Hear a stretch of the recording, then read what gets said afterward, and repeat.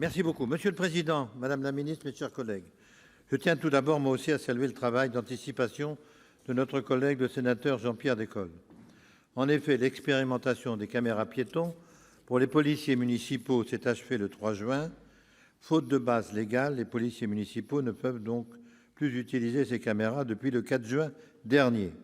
Or, après 2 ans d'expérimentation, les voix sont unanimes sur la réussite de ce dispositif.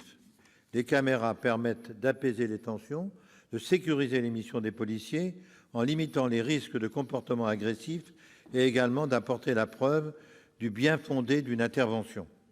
Ce dispositif vise aussi bien à protéger les agents qu'à constituer des éléments objectifs de preuve en cas de litige. Il participe à la protection des citoyens et du service public. J'ai été co-rapporteur avec mon excellent collègue le sénateur François Bonhomme d'un rapport d'information sur la sécurité dans les transports terrestres face à la menace terroriste qui a fait évoluer la loi Savary.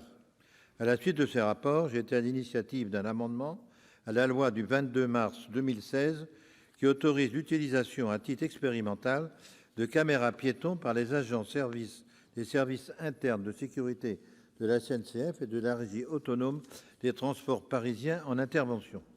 Depuis sa mise en place en février 2018, ces derniers peuvent enregistrer les interventions qu'ils réalisent dans l'exercice de leur mission au moyen de caméras individuelles.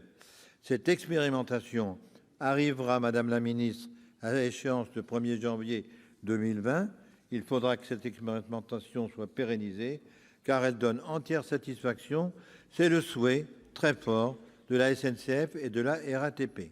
Il faut naturellement aussi permettre aux autorités de sécurité publique de pouvoir visionner en temps réel les données récoltées. Merci de votre écoute. Merci, cher collègue. Dans la suite